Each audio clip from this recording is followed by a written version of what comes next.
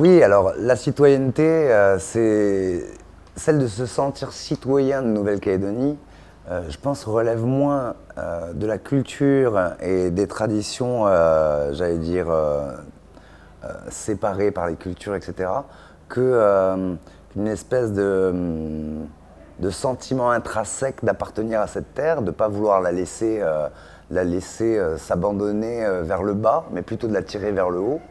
Et avec toutes les forces en présence, c'est-à-dire quelles que soient les cultures, etc., qu'elles soient là pour enrichir en fait un destin commun, de là à créer et à générer une identité culturelle commune. Je pense qu'il faut faire attention à ce mot citoyenneté. Je pense que la citoyenneté, si on reprend l'origine du mot qui est donc la capacité à voter dans un pays, elle doit être celle-ci, c'est-à-dire à un moment, on a le droit de préserver sa culture, mais par contre d'appartenir à une décision et à un destin commun au travers d'un vote et de l'expression, en effet, de ses vœux et de ses passions, etc., pour l'avenir de ce pays, d'un pays et de ce pays en particulier. Je vais appeler les femmes de Saint-Louis qui vont venir juste réciter un court poème de Stéphanie Wamitan, en français et en taïo de Saint-Louis.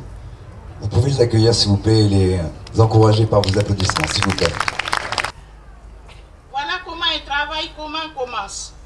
On est parti sur un texte qui parle de sculpture, ou plutôt de notre regard, notre ressenti lorsque l'on observe une sculpture ou un objet ancien.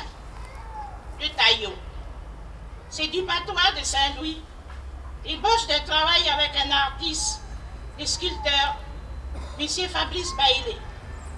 Il a le souhait d'éditer un livre d'écrit de textes traduit par des femmes de nos régions. Tu me regardes dans les yeux. T'as regardé moi dans les yeux pour toi.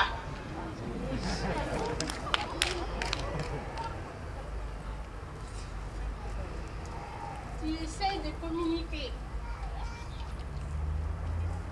T'as moyen de parler, moi. Aucun mot ne sort de ta bouche.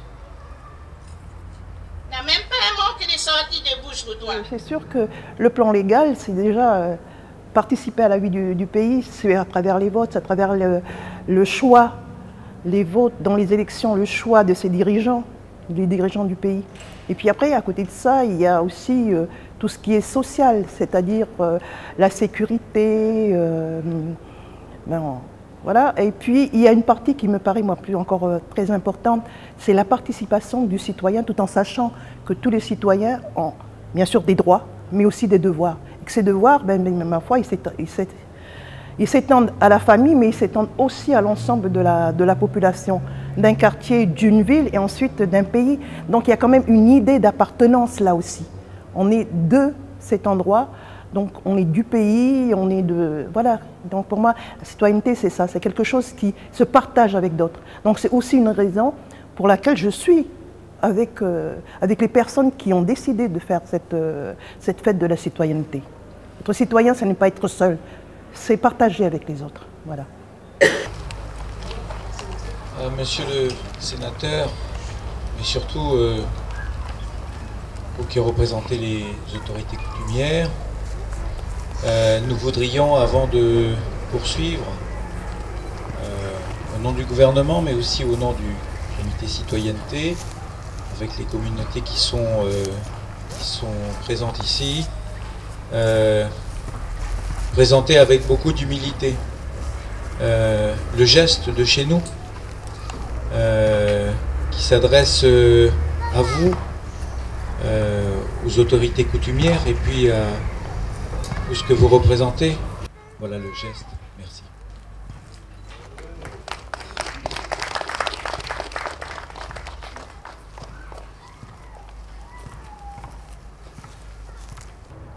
Merci pour le Manu qui est là. Merci surtout de la part de toutes les femmes qui ont cotisé pour que ce soir soit présent aussi là. Et puis je dirais aussi merci au nom des chefferies, depuis Païta jusqu'à l'île des Pins. Merci pour pour les paroles, merci pour le Manou, merci surtout pour ce geste. Parce que on est en train de former quelque chose de bien. Hier, on s'est tapé dessus.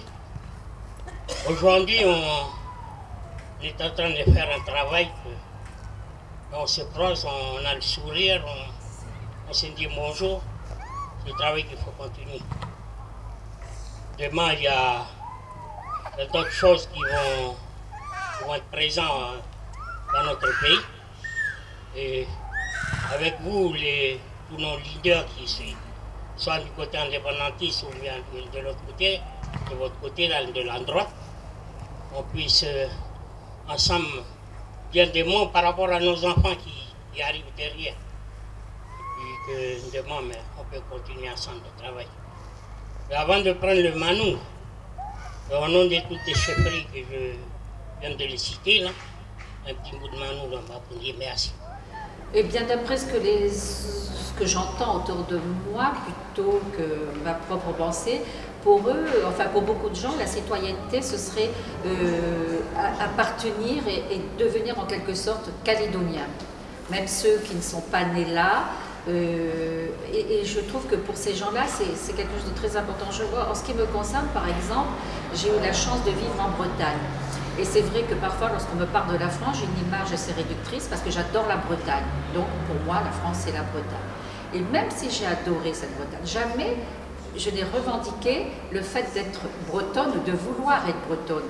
J'étais bien, alors qu'ici, il y a, je ne sais pas, comme un espèce de complexe, on veut se réclamer citoyen de la Calédonie avant toute chose.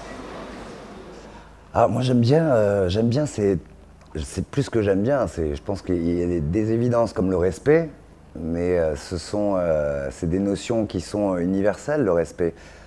En Nouvelle-Calédonie, l'humilité caractérise beaucoup l'ensemble des peuples qui vivent ensemble dans ce pays. Pourquoi? Parce qu'il y a eu un métissage culturel, il y a eu un métissage culturel ethnique, mais un métissage culturel, j'allais dire philosophique, dans le sens où on peut le constater, le Calédonien par rapport au métro qui débarque va attendre du métro cette espèce d'humilité. Si le métro n'en fait pas preuve, le Calédonien va le bouter dehors comme le Kanak bouterait dehors n'importe quel blanc qui manquerait d'humilité quand il arriverait sur sa terre.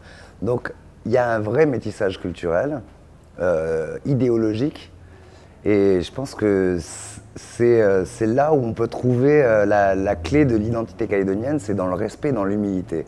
Je pense que c'est un peuple qui est en recherche à la fois de reconnaissance, mais une reconnaissance juste, qui sied à ses valeurs, à ce qu'elle a fait. Je pense qu'on a envie ici que soit simplement reconnu les choses qu'on a bien fait et celles qu'on a mal fait, sûr, et celles qu'on a bien fait, on les a bien fait. Et ça, vous nous le devez. Vous, je ne sais pas qui, mais vous. Oui, si on prend la terminologie, c'est la cité, hein, donc c'est la vie dans la cité, c'est vivre un petit peu en adéquation avec la cité.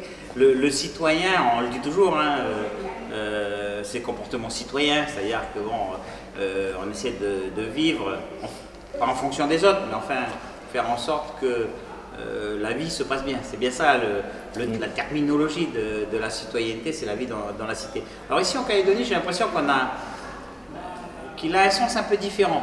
Ça vient du fait un petit peu de l'évolution politique, peut-être de Nouvelle-Calédonie. Est-ce qu'on est en train de construire ensemble? Et puis, parce que ça a été mis dans l'accord de Nouméa, la citoyenneté, dans l'accord de Nouméa, elle a un sens réel. Hein, c'est un droit de vote, c'est le droit à l'emploi, ce sera peut-être demain le droit au minimum vieillesse ou autre.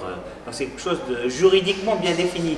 Mais pour moi, c'est pas ce qu'il y a de plus important. Ce qu'il y a de plus important, c'est vraiment se sentir citoyen. Alors c'est plus large, c'est plus au-delà de la cité, du pays. C'est comment construire quelque chose en commun. La citoyenneté, c'est les droits et devoirs. Mais comme on le dit, si on prend en référence la citoyenneté de la Nouvelle-Calédonie, ici, si on regarde la société Kanak, c'est d'abord le devoir qui prime avant le droit.